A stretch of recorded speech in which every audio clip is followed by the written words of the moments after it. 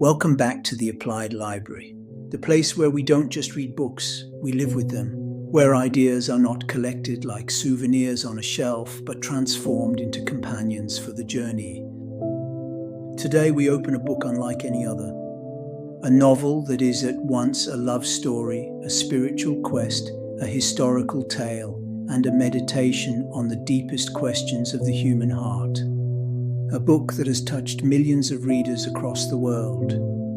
A book that reminds us that love is not merely an emotion. Love is a force, a path, a transformation. Today we explore the 40 Rules of Love by Elif Shafak. So settle into a comfortable place. Perhaps pour yourself a cup of tea. Take a slow breath, and let us journey together into the world of Rumi, Shams of Tabriz, and the mysterious power of love. At first glance, the 40 Rules of Love appears to tell two separate stories. One unfolds in the modern world. The other takes place in the 13th century. Yet gradually we discover that these stories are mirrors reflecting one another. One concerns a woman named Rubenstein. The other follows the legendary friendship between Jalaluddin Rumi and Shams of Tabriz. But beneath both narratives lies the same question. What happens when life calls us to become someone else? Not a better version of ourselves, not a more successful version, but a truer version. Many people reach middle age believing they have achieved stability. The career is established. The family is built. The routines are familiar. Everything appears secure. And yet something feels absent, a sense that life has become predictable, comfortable perhaps, but no longer alive. Ella embodies this experience. She has done everything expected of her. She has fulfilled the roles assigned to her, and yet she feels disconnected from her own soul. How many people know this feeling? How many of us have stood in the middle of lives that look complete from the outside while secretly wondering whether we have missed something essential? This is where Elif Shafak begins. Not with answers, but with a question. One day Ella receives a manuscript to review.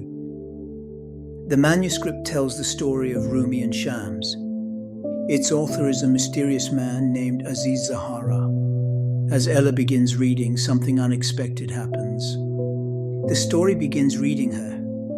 The words awaken dormant questions. Old assumptions begin to crumble. New possibilities emerge. This is one of the central themes of the novel. Transformation often arrives disguised as interruption. Rarely do we schedule spiritual awakenings. Rarely do we plan life-changing encounters. They arrive unexpectedly. And suddenly the world we thought we understood begins to shift. Many of us can identify such moments in our own lives. Perhaps it was a teacher, a mentor, a piece of music, a heartbreak. Something entered our lives and quietly rearranged the furniture of our inner world. The person we were before could not remain unchanged. If there is a gravitational center to this book, it is Shams, a wandering dervish, a mystic. Shams is unlike most spiritual teachers. He is not interested in respectability or in appearances. He seeks only one thing, awakening. Where others see rules, he sees prisons. Where others see certainty, he sees illusion. Where others seek comfort, he seeks truth. And truth, Shams reminds us, is rarely comfortable. One of the reasons readers are drawn to Shams is that he embodies freedom, inner freedom, the freedom that comes from no longer being ruled by fear. Imagine how different life would be if fears no longer dictated our choices. This is the freedom Shams represents. Perhaps the greatest misunderstanding explored in this book concerns love itself. Modern culture often portrays love as romance, attraction, and compatibility. And while these elements have their place, Shafak points towards something far deeper. For Rumi and Shams, love is not something we possess. Love is something that transforms us. Love is not primarily about finding the right person. It is about becoming the right person. The love described in this novel is expansive. It reaches beyond romantic relationships. It touches friendship, compassion, connection with the divine. In this sense, love becomes a path of awakening, a way of dissolving the walls that separate us from others, and perhaps even from ourselves. Pause for a moment. Think of the people who changed your life most profoundly. Was it because they gave you answers? Or because they expanded your capacity to love? One of the most beautiful dimensions of the novel is its portrayal of friendship. Modern culture often celebrates romantic love while neglecting the transformative power of friendship. Yet history tells a different story. Many of humanity's greatest transformations emerged from profound friendships. Rumi was already a respected scholar before meeting Shams. He was admired, educated, influential, but something was missing. Shams saw this immediately. He saw a brilliant mind waiting to become an awakened heart. Their encounter ignited a transformation so powerful that it altered the course of spiritual history. Without Shams, there may have been no Rumi as we know him today. No poetry that continues inspiring millions. No spiritual legacy that transcends cultures and centuries. The lesson here is profound. Sometimes our greatest growth occurs not in isolation but in relationship. We become ourselves through encounters with others. The right person at the right moment can reveal possibilities we never imagined. Throughout the novel, Shams shares 40 spiritual principles. They are not commandments, they are invitations, reflections. Each rule challenges conventional thinking. Each invites a deeper way of seeing. What makes these rules enduring is their practicality. They are not abstract theology, they address everyday life. Judgment, fear, compassion, humility, presence, love. Again and again, Shams reminds us that spirituality is not about escaping the world. It is about engaging with it more consciously. Too often people imagine spiritual growth as withdrawal, isolation, retreat from life. Shams proposes the opposite. The spiritual path unfolds in the marketplace, in relationships, in moments of difficulty. Every encounter becomes an opportunity for awakening. Every challenge becomes a teacher. Every person becomes a mirror. One of the most challenging lessons in the book concerns change. Everyone says they want transformation. Few truly welcome it. Because transformation requires loss. Old identities must die. Old stories must dissolve. Old certainties must disappear. The caterpillar does not become a butterfly by adding wings. It becomes a butterfly by surrendering its former shape. The same is true for us. Growth often feels like loss before it feels like liberation. Ella discovers this. Rumi discovers this.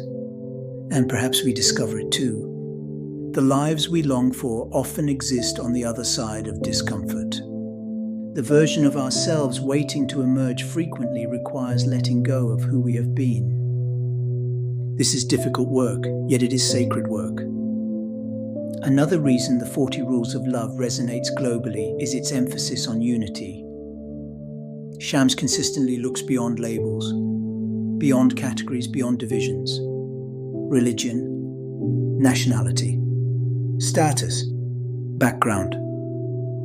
All of these can become barriers when they obscure our shared humanity. The novel suggests that love sees what labels cannot. Love recognizes the divine spark within every person. This does not mean ignoring differences. It means refusing to reduce people to them.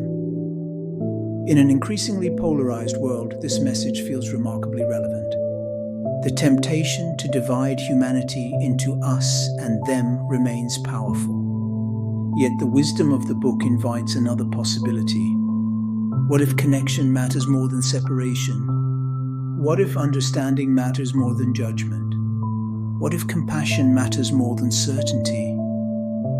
One of the recurring insights throughout the novel is that suffering can become a teacher, not because suffering is inherently good, but because difficulty often reveals what comfort conceals. Moments of crisis expose our attachments, our fears, our assumptions, our illusions. Many spiritual traditions share this insight. The darkest seasons of life often become the most transformative.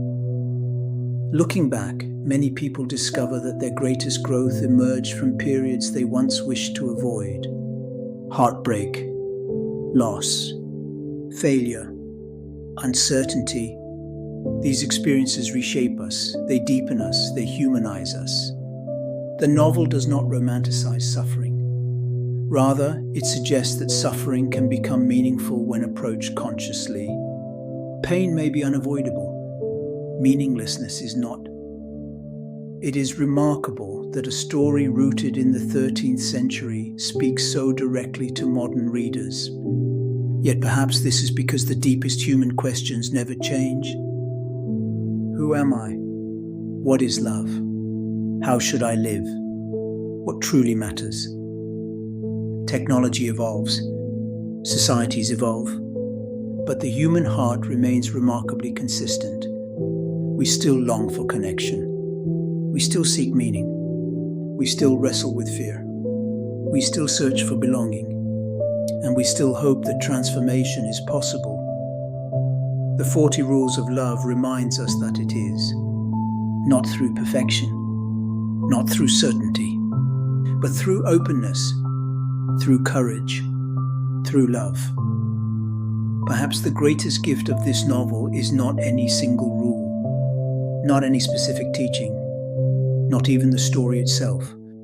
Its greatest gift may be the invitation it extends, the invitation to examine our lives more deeply, to ask whether we are truly awake, to question the assumptions we inherited, to open ourselves to transformation, to remember that love is not merely something we feel, it is something we practice, something we cultivate, something we become. And perhaps that is why this book continues to resonate with readers around the world, because beneath its historical setting, beneath its characters, beneath its beautiful storytelling, it whispers a timeless truth. The journey we seek is already unfolding within us. The teacher we seek may already be nearby, and the love we seek may be larger than we ever imagined. Thank you for joining me today on the Applied Library. If you enjoyed this exploration of the 40 Rules of Love by Elif Shafak, consider subscribing to the channel and joining our growing community of readers, thinkers, and lifelong learners. If this episode resonated with you, please leave a like and share it with someone who might need these ideas at exactly the right moment. Until next time, keep reading, keep reflecting, and keep applying wisdom to the art of living. This is the Applied Library, and I'll see you in the next episode.